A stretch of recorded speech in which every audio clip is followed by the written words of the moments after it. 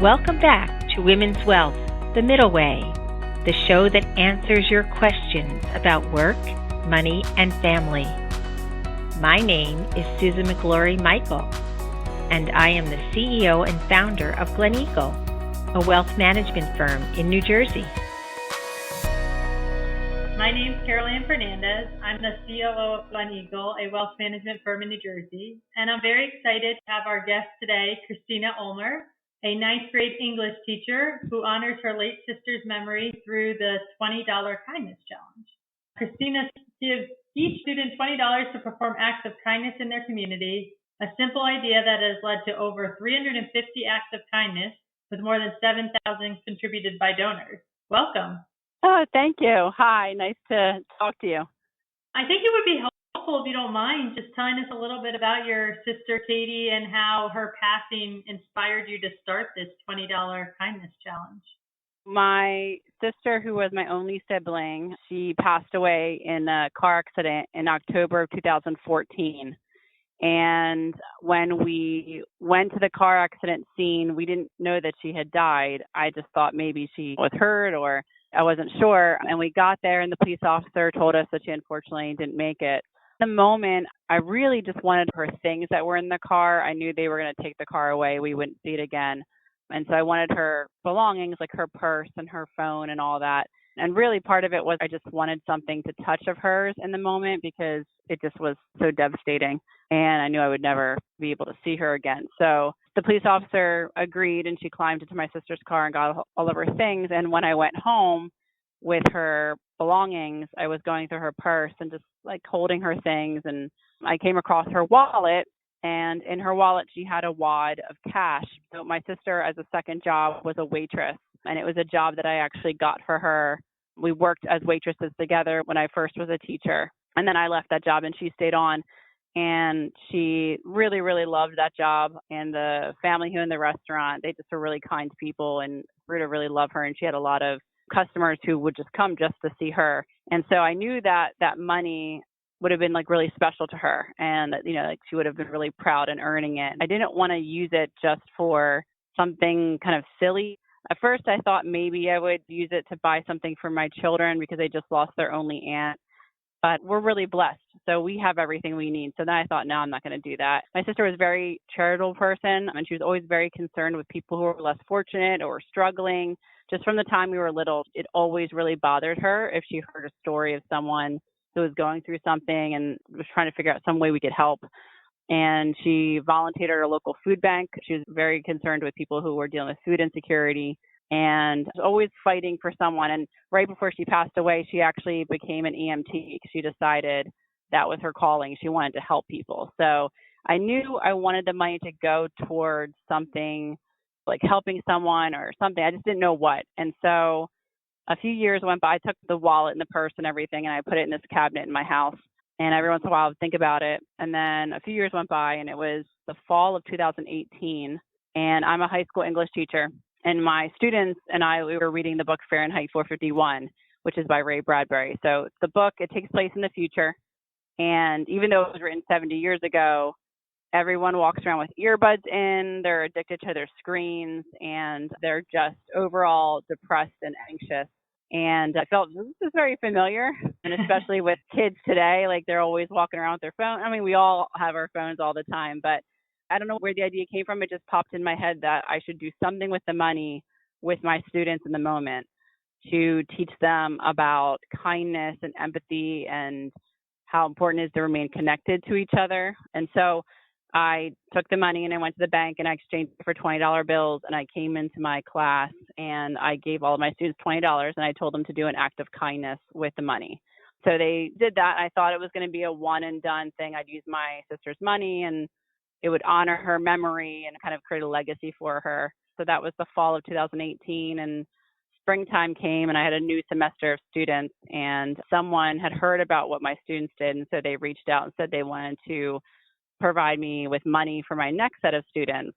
From there, it kind of snowballed a little bit and people started finding out, and then I started receiving donations. As you said, I've been able to do this every semester since, so twice a year. since the fall of 2018. And so I guess this semester, I think we're at $7,500 worth of acts of kindness, which is amazing to me. I never thought that's where it was going to go. I didn't think it was going to grow into the thing that it's become. So yes, that's the history behind it. That's awesome. How do your students usually react when you first hand them $20? I guess what are some creative ways that you've seen them be able to spread the kindness in the community? In the beginning, the students were very surprised and shocked. Now it's become well known with the students. So a lot of the students, I teach mostly ninth graders. So a lot of them, when they're coming from the middle school, they've heard about it or they've had older siblings that have done it now. So they're usually very excited. They usually come into my class and they ask me if we're doing it, which is really cool. They kind of look forward to it. They come up with a lot of creative ideas. I've seen like every semester the kids want to try to outdo the previous semester. I mean, I have a lot of like typical ones, like kids will support local food pantries, which is awesome. I think my sister would really have appreciated that. Or they'll do things for animal shelters. They'll either make blankets to donate to dog shelters or buy toys and treats to give to shelters. But I have had some kids who have done things where they really take their time and put a lot of thought and effort behind what they're doing. So I had one student who learned how to knit, and she knitted hats for premature babies that are in the NICU, particularly ones that have heart conditions. So through the American Heart Association, there's a program where they'll collect baby hats, knitted hats that are red. And that way, when they're in the NICU, you can quickly identify which babies have heart conditions. So she researched that and found that program and decided to these beautiful little baby hats. I had another student who learned that people who have strokes often lose functionality of their hands and they have to do therapy and they have to use the contraction carrot. So it's this little like foam thing they put between their hands and they can squeeze and make a fist, and they do it in physical therapy. And so she decided that the ones that usually are used in rehabs are not fun enough. So she learned how to sew and sewed these contraction carrots that looked almost like ice cream cones. And then she donated them to a local rehab facility. So that just, I was like, I've never even heard of that. But, you know, here's a 14-year-old who's like doing research on what she could use the money for and make. So things like that are always really cool when kids are kind of using their talents or skills or learn a new talent to be able to do that. And then I've had students who have pooled their money together and tried to figure out ways to make even more money. I had a student last semester who she got together with another student and they bought $40 worth of stuff to make cookies. And then they went to a barber shop and they sold the cookies. And the goal was to make some money to pay for a dog's adoption fee.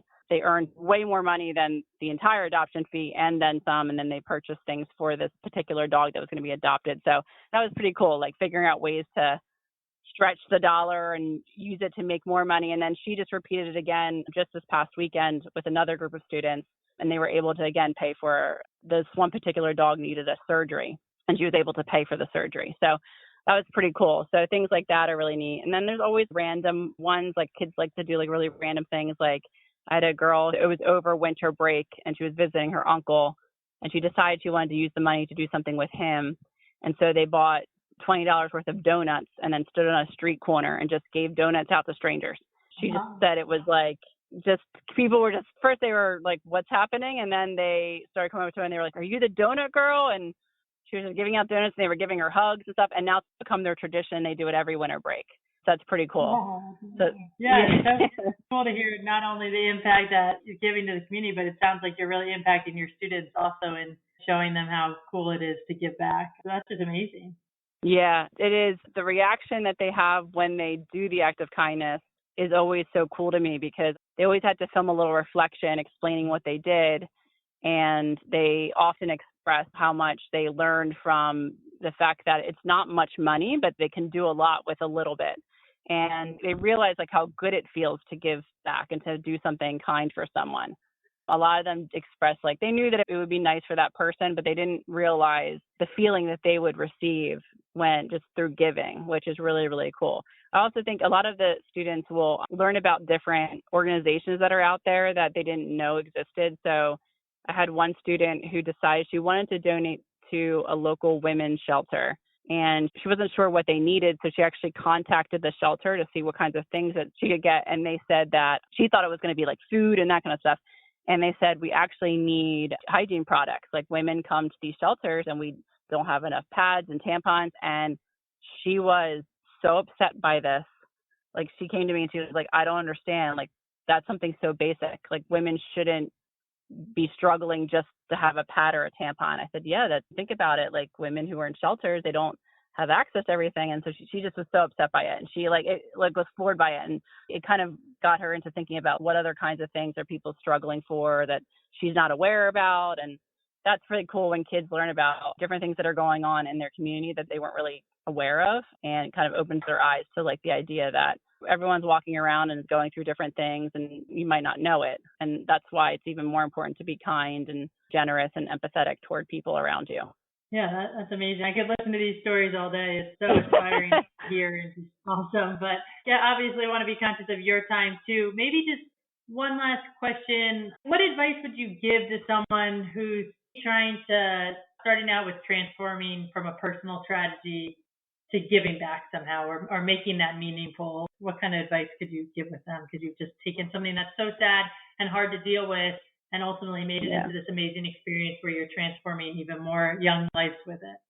I've always been a very optimistic, positive type of person. So for me, when I lost my sister, well, at first I definitely tried the traditional route of going to grief groups and that kind of stuff. I won't speak negatively about that. I think they have a very important purpose and work very well for a lot of people. But for me, and I think for a lot of other people out there, if you're going through something like a tragedy, it's easy to fall into the negativity. And I made a conscious choice that I did not want to surround myself with people who were more negative and focused on the tragedy. I wanted to really celebrate my sister's life and what she did when she was here, and try not to constantly think about her death, because I worried, and I know my parents worried too, when my sister passed away, that she would be forgotten. I more was worried that she would be only remembered for her death. And so I wanted to remember her for who she was when she was alive. So my advice would be to look at the person. If it's a tragedy like a death in your family or a loved one, or you're going through some sort of trauma, to figure out a way to honor something positive. For me, it was my sister's death. I wanted to honor who she was when she was alive. And so that's where this kind of came from. I thought, okay, she was always so concerned with being kind to others and taking care of each other. And so I thought, I want to use her money and kind of create this legacy for her for doing things for others that I know that if she was still alive, she would be doing these things. So I don't know, just think it's like the positive parts of whatever person you've lost or whatever, and how could you continue that in their memory since they're no longer around? What can you do to allow them to continue living through whatever active thing you're going to do in their honor? I think that's great. And thank you so much for sharing such a personal story with us and this amazing experience. I know a lot of people will be looking up the $20 kindness challenge that you have and just trying to follow it. But thanks so much for taking the time to talk with us, Kristina. We really appreciate you sharing your story. Of course. Thanks for allowing me to tell the story. I really appreciate it, because I do feel like every time I tell it, I'm able to kind of share who my sister was and allow her to be with me. Yeah, she sounds like an amazing person.